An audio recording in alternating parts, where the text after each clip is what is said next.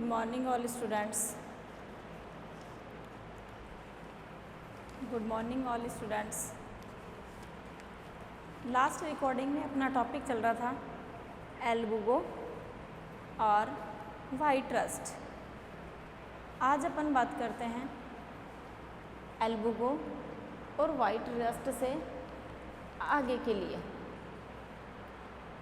तो अपन कल एल्बुगो के लिए अपन ने देख लिया था कि एल्बुगो का क्लासिफिकेशन किस किस टाइप से है।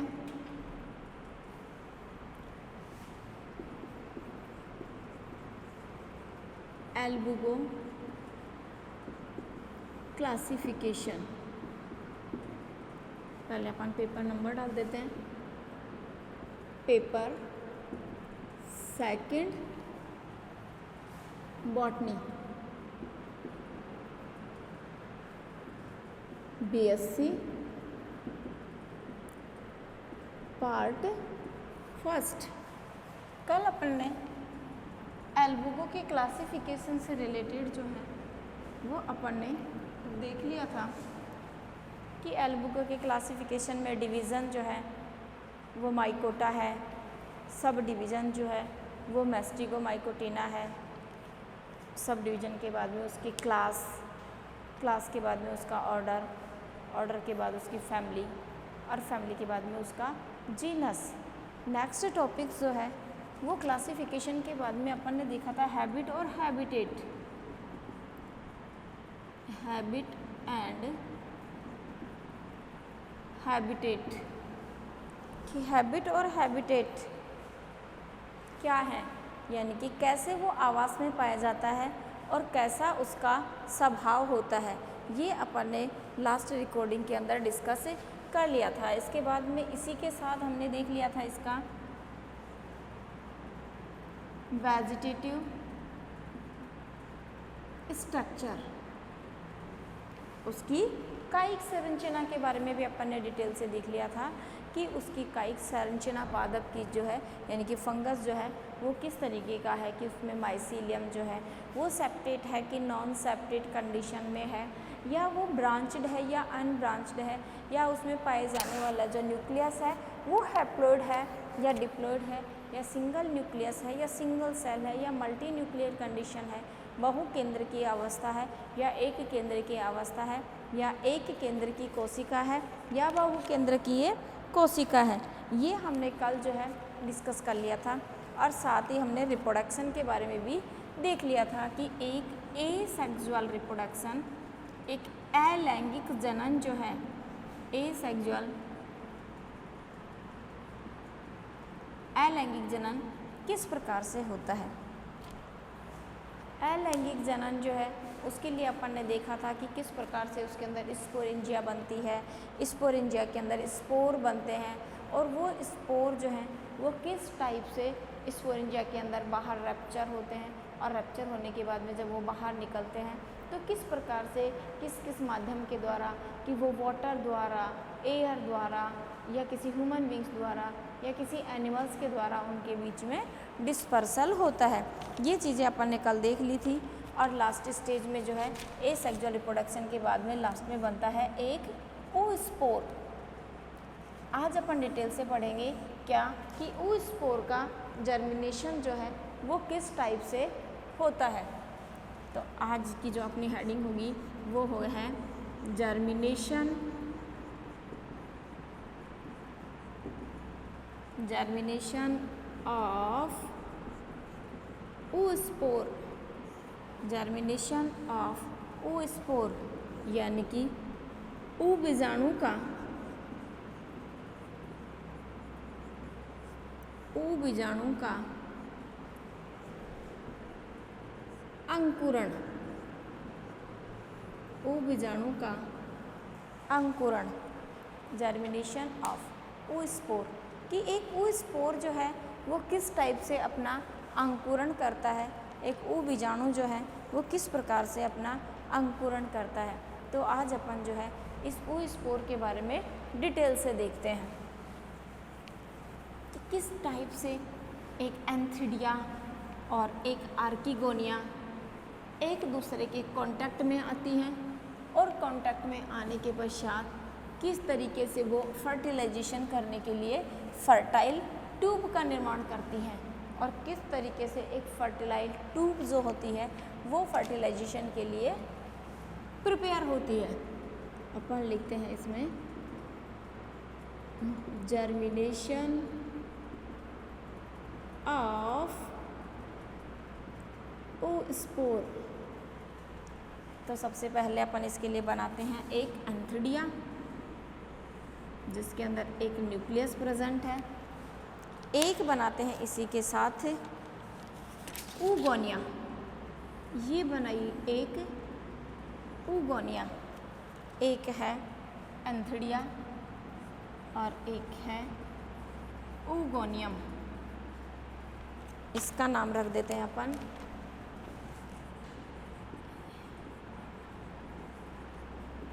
एंथ्रिडियम। इसको कहते हैं हिंदी में पूधानी और ऊगोनियम को हिंदी में कहते हैं स्त्रीधानी। पूधानी और स्त्रीधानी, जैसे ही एक एंथ्रिडिया और एक ऊगोनिया एक दूसरे के कांटेक्ट में आती हैं, संपर्क में आती हैं, तो सबसे पहले इन दोनों की जो वोल है वो संपर्क में आती है। तो इसके लिए अपन एक डायग्राम बनाते हैं कि ये तो बनी एक एंथ्रिडिया और ये है एक ऊगोनिया। ये एक ऊगोनिया और ये एक एंथ्रिडिया। इस तरीके से ये एक दूसरे के क्या आती हैं, संपर्क में आ जाती हैं, कांटेक्ट में आती हैं, कांटेक्ट में। ये है पूधानी और ये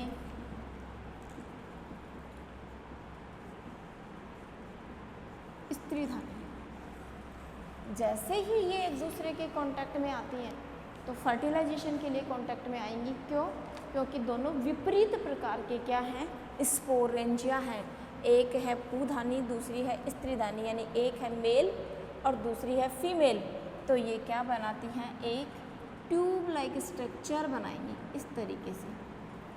इस ट्यूब से जो एंथ्रिडिया है वो अपने स्पोर को किस में ट्रांसफ़र कर देंगे, एक आर्कीगोनिया के अंदर, यानी कि ऊगोनिया के अंदर अपने स्पोर को क्या कर देंगे, ट्रांसफ़र कर देंगे।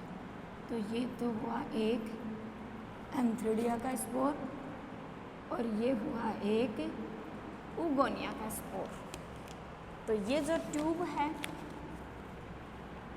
ये हुई इसकी पूधानी और ये है इसकी स्त्रीधानी। और ये जो नलिका बनी इसको कहते हैं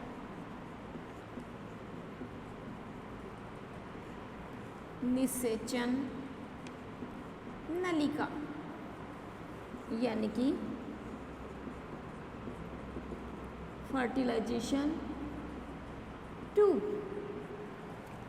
जैसे ही फर्टिलाइजेशन ट्यूब बनती है तो ये जो पूधानी है, एंथ्रिडिया है, ये अपने स्पोर को, अपने गैमेट को किस में ट्रांसफ़र कर देगी, स्त्रीधानी में, आर्कीगोनिया के अंदर अपने न्यूक्लियस को क्या कर देगी, ट्रांसफ़र कर देगी।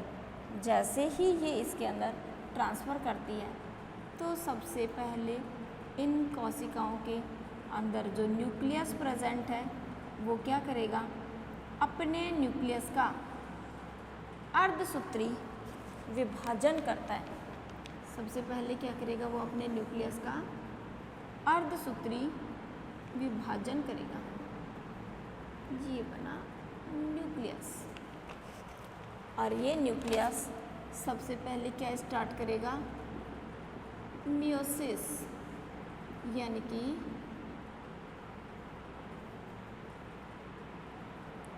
अर्धसूत्री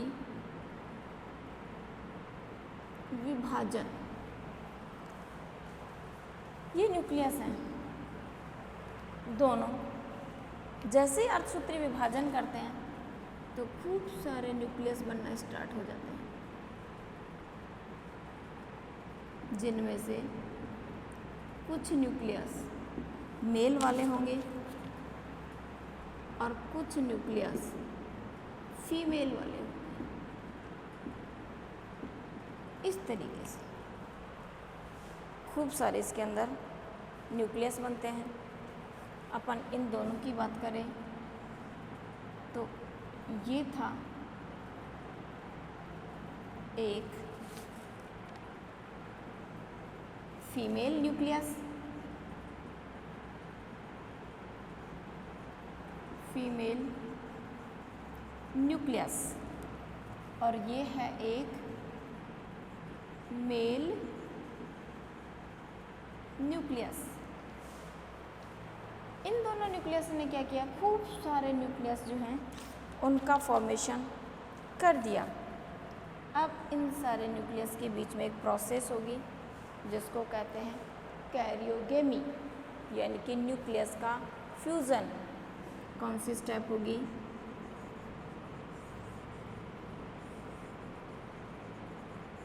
कैरियोगेमी।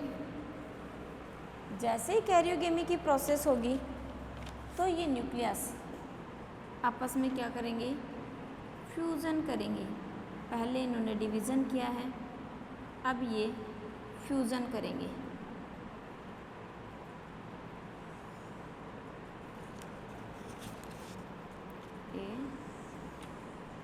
ये न्यूक्लियस, अब इन दोनों न्यूक्लियस ने आपस में क्या किया, फ्यूज़न। अब मैं इसको इस तरीके से दिखा देती हूँ, न्यूक्लियस का फ्यूज़न। जैसे ही इसके अंदर न्यूक्लियस का फ्यूज़न हो जाता है, अब सेल वॉल, इसके चारों तरफ एक थिक टाइप की सेल वॉल बन जाती है। इस संरचना में इसको क्या कहते हैं, एक डिप्लॉइड 2N O स्पोर। ये क्या बना, 2N स्पोर। इसका जर्मिनेशन जो है वो हमें समझना है। जैसे ही ये 2N स्पोर बनता है, अब ऐसा, ये मैंने एक न्यूक्लियस के बारे में समझाया है, ऐसे ये खूब सारे न्यूक्लियस हैं जो आपस में फ्यूज़न करेंगे और बहुत सारे क्या बनाएंगे, ओ स्पोर। जैसे ही ये ओ स्पोर क्या होंगे, परिपक्व होंगे, ये ओ स्पोर परिपक्व हो जाएंगे तो ये इनकी कोशिकाओं से क्या करेंगे, बाहर आएंगे, जिसको कहते हैं एक्सोऑस्मोसिस। बाह्य पराशण की क्रिया के द्वारा क्या होंगे, ये बाहर आ जाएंगे। जैसे ये मैंने एक डायग्राम से समझाया कि इस तरीके से ये एक जूस्पोर टाइप का जो स्पोर है वो इसकी कोशिका से क्या होगा, बाह्य पराशण की क्रिया के द्वारा कोशिका के अंदर परिपक्वन होते ही क्या होगा, बाहर आ जाएगा। अब ये जो ओ स्पोर है इस पर फ्लैजिला प्रेजेंट है, इसलिए इसको ओ स्पोर नहीं कहेंगे। यहाँ हम इसको क्या कहेंगे, जू स्पोर, चल बीजाणु, चल बीजाणु क्या कहेंगे हम इसको, यहाँ पे चल बीजाणु कहते हैं, चल बीजाणु। क्योंकि चलने के लिए क्या प्रेजेंट है, इसमें कशाभिकाएं प्रेजेंट हैं। ये क्या कहलाती हैं, फ्लैजिला, कशाभिका।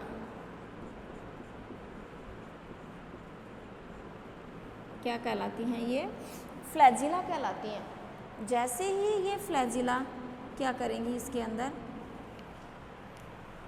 ग्रोथ, बाहर मूवमेंट करेंगे, इनको जल मिलेगा, जल की सहायता से ये जूस्पोर मूवमेंट करेगा।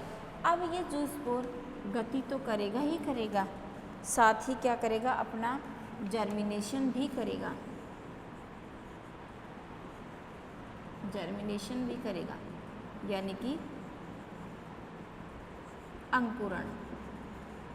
क्या करेगा? अपना अंकुरण करेगा। ये जैसे ही ये अपना अंकुरण करेगा तो सिंपल सी बात है, इसको कौन चाहिए? एक होस्ट प्लांट चाहिए, एक होस्ट प्लांट। परपोसी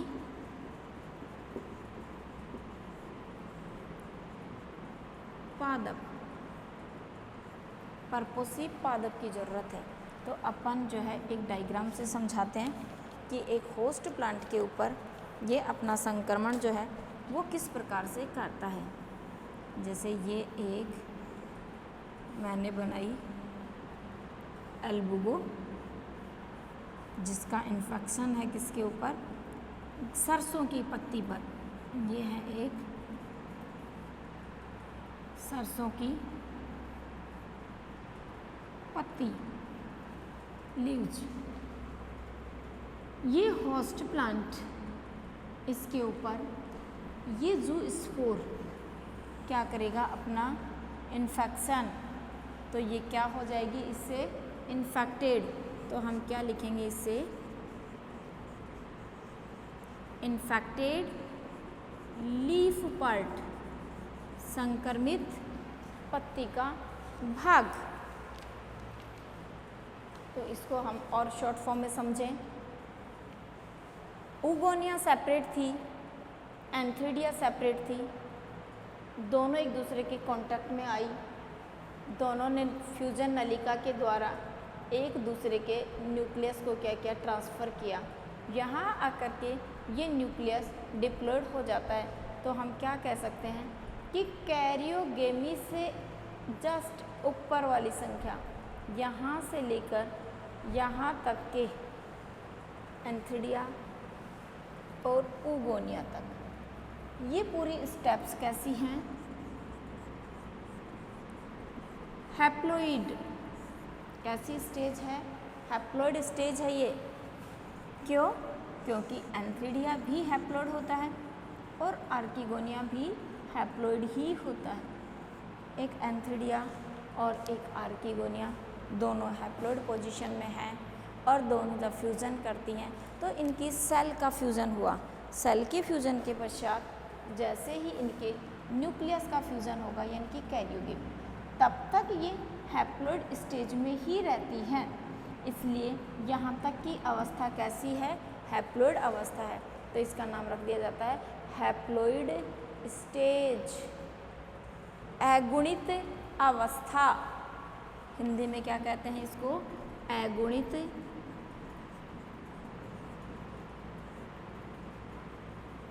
अगुणित अवस्था।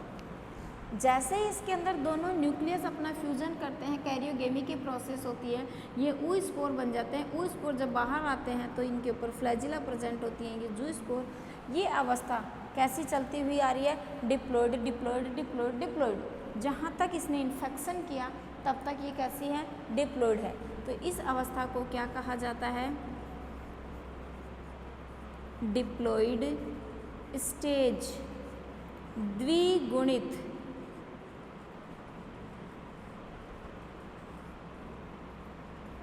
क्या कहते हैं इसको? द्विगुणित अवस्था।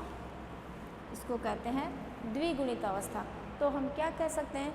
इसको देख करके क्या कैलकुलेशन लगा सकते हैं हम कि एक एल्बुगो जो है वो अपने लाइफ साइकिल हैप्लॉन्टिक व डिप्लॉन्टिक स्टेज में कंप्लीट करता है। तो दोनों को मिला के क्या बोल दिया जाता है कि एल्बुगो की लाइफ साइकिल हैप्लॉन्टिक, बायोन्टिक, डिप्लॉन्टिक प्रकार की होती है, यानी कि अल्टरनेट चलती हैं। एक बार हैप्लॉइड स्टेज, दूसरी बार डिप्लॉयड स्टेज। तो हैप्लॉइड और डिप्लॉयड दोनों अल्टरनेट हैं। जैसे ये स्टेज जहाँ ख़त्म होगी वहाँ डिप्लॉयड स्टार्ट हो जाएगी।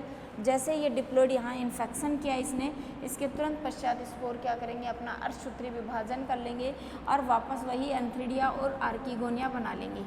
वही ऊगोनिया और एंथ्रीडिया स्त्रीधानी और पुधानी बना लेंगे। तो ये स्टेज वापस अल्टरनेट।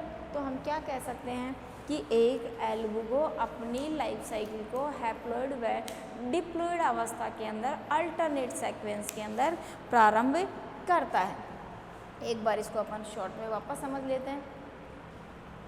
कि जैसे ही कोई ऊ स्पोर जो है वो अपना जर्मिनेशन करता है, यानी कि ये ऊ स्पोर है, ये अपना जर्मिनेशन करता है, तो सबसे पहले किसको टटोलता है?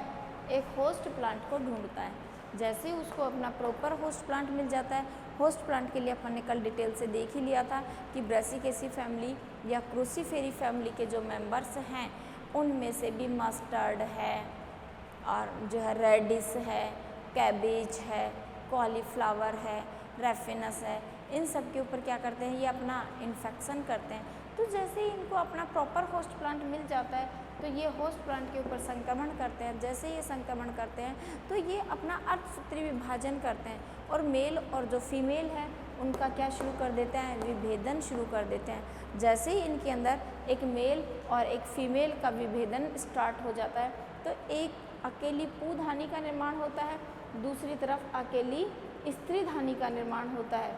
तो जो स्त्रीधानी और पूधानी है वो दोनों सेपरेट हो जाती हैं। ये सेपरेट रह कर के ही क्या होती हैं? अपने वॉल के कांटेक्ट में आती हैं और जैसे ही ये वॉल कांटेक्ट में आती हैं तो संपर्क में आने के तुरंत पश्चात इनके अंदर एक ट्यूब बन जाती है जिसको कहते हैं निषेचन नलिका। और इस नलिका के माध्यम से ये क्या करते हैं? केवल अपने न्यूक्लियस जो है उसको ट्रांसफ़र करते हैं। जैसे ये अपने न्यूक्लियस को ट्रांसफ़र कर देते हैं तो इनका न्यूक्लियस आपस में फ्यूज़न कर जाता है। जो फ्यूज़न कर जाता है वो कंडीशन कहलाती है ऊ स्पोर। जैसे ये सारे ऊ स्पोर परिपक्व हो जाते हैं तो इसमें से बाहर की ओर ये ऊ स्पोर परिपक्व होकर के बाहर निकलते हैं तो इनके ऊपर फ्लैजिला कसाबिकाएँ प्रेजेंट होती हैं। इन कसाबिकाओं के द्वारा ये क्या करते हैं? एक स्थान से दूसरे स्थान पर, एक पादप से दूसरे पादप पर, एक पादप के दूसरे भागों पर ट्रांसफ़र होते हैं और ये क्या करते हैं? जो स्पोर इन फ्लैजिलाओं के द्वारा, इन कसाबिकाओं के द्वारा अपने होस्ट प्लांट को ढूंढ लेते हैं और वापस उन प्लांट के ऊपर अपना संक्रमण जो है वो प्रारंभ कर देते हैं। इस तरीके से इनके अंदर इनके जो ऊ स्पोर हैं उनका जर्मिनेशन होता है और जैसे ही इनका जर्मिनेशन ख़त्म होता है तो ऊ स्पोर ने क्या शुरू कर दिया? अब अपना इन्फेक्शन शुरू कर दिया। तो इसके लिए मैं आपको थोड़ा सा डिटेल से एक बार समझा देती हूँ कि जैसे ये ऊ स्पोर अपना इन्फेक्शन शुरू करते हैं तब ये 32 न्यूक्लियस वाली स्टेज में होते हैं। कितने न्यूक्लियस की अवस्था में होते हैं? 32 न्यूक्लियस की अवस्था में होते हैं। इसके लिए अलग अलग जो वैज्ञानिक थे उन्होंने क्या दी थी?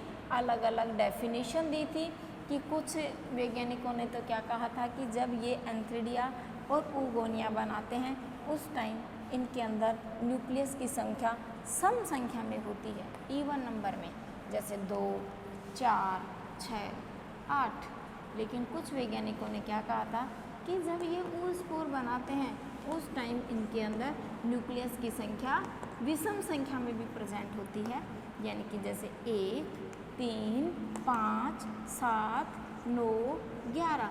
तो इन्होंने नंबर दे दिए उनको ओड नंबर और इवन नंबर।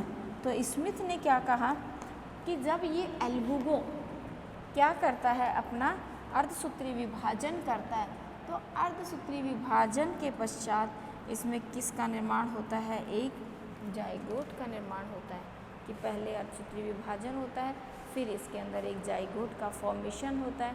तो इसके लिए कहा गया, अलग अलग वैज्ञानिकों ने अलग अलग व्यूज़ दिए। क्या?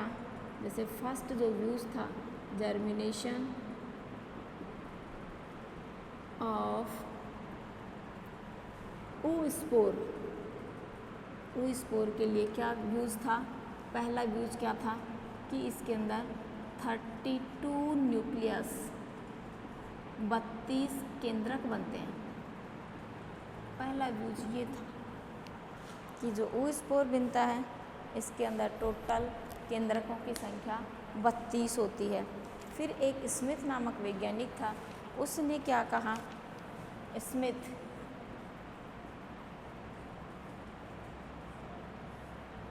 स्मिथ नामक जो वैज्ञानिक था उसने 1955 में कहा क्या कि जो एल्बुगो है, एल्बुगो एक फंगस है, कि इस फंगस के अंदर अर्धसूत्री विभाजन के पश्चात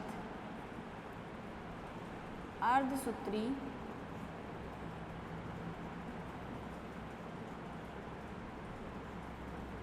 विभाजन के पश्चात कि एल्बुगो के अंदर अर्धसूत्री विभाजन के पश्चात जर्मिनेशन द्वारा क्या बनता है, जाइगोट, जिसको कहते हैं युग्मनज, युग्मनज बनता है। क्या बनता है, जाइगोट बनता है। किसने कहा, स्मिथ ने कहा था कि अर्धसूत्री विभाजन के पश्चात जर्मिनेशन के द्वारा एक जाइगोट का फॉर्मेशन होता है। नेक्स्ट कैरेक्टर इनके लिए जो मैंने आपको अभी उस साइकिल में समझाया कि इनके अंदर पीढ़ी जो है एकल, एकल, द्विलक, एकल, द्विलक, हैप्लॉन्टिक, डिप्लॉन्टिक, हैप्लॉन्टिक,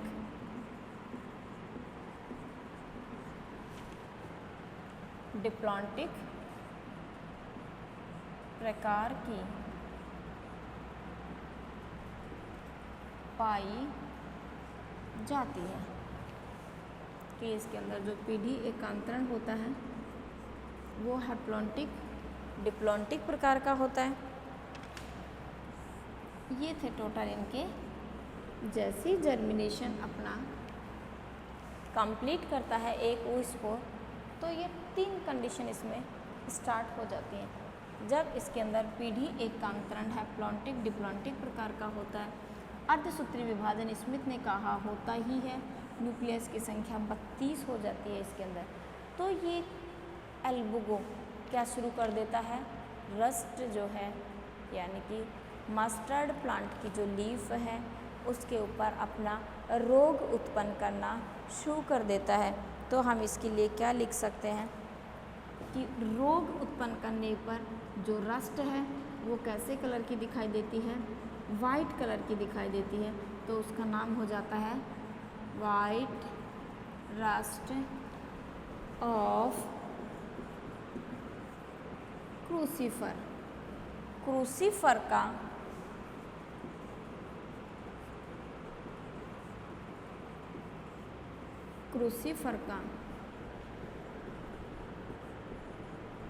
सफ़ेद रोली रोग, हिंदी में कहते हैं इसको क्रूसीफर का सफ़ेद रोली रोग। नाम है वाइट, किसके कारण, रस्ट के कारण, क्रूसीफर फैमिली। अगर आप इस डिजीज़ का नाम अच्छे से पढ़ते हो तो उस नाम से आप पूरी डिजीज़ को समझ सकते हो। वाइट क्या है इसका कलर, रस्ट क्या है एक फंजाई, कवक, कवक कौन है इसमें, एल्बुगो, एल्बुगो। फैमिली कौन सी है, क्रूसीफेरी या ब्रेसिकेसी। तो हम इससे बता सकते हैं कलर होगा वाइट, रस्ट एक फंगस है, फंगस हम जानते हैं यहाँ कौन है, एल्बुगो। क्रूसीफर क्या है, एक फैमिली है क्रूसीफेरी जिसका दूसरा नाम है ब्रेसिकेसी। अब वापस चलते हैं अपन, एल्बुगो क्या है, एक फंगस है, तो फंगस यहाँ क्या है, एक पैथोजन है, रोगजनक, रोग फैलाने वाली। तो जब हम डिजीज पढ़ेंगे तो उसमें पैथोजन का नाम, फुल नाम लिख देंगे, एल्बुगो कॉन्डिडा। क्या होगा उसका नाम, एल्बुगो कॉन्डिडा, बॉटनिकल नेम हो जाएगा एल्बुगो कॉन्डिडा। तो एल्बुगो कॉन्डिडा कौन होगा, एक पैथोजन होगा। अब अपन बात करते हैं ब्रेसिकेसी फैमिली की, कि ब्रेसिकेसी फैमिली जो है इसका कोई भी एक मेंबर जिसके ऊपर ये एल्बुगो, ये पैथोजन क्या कोज कर रहा है,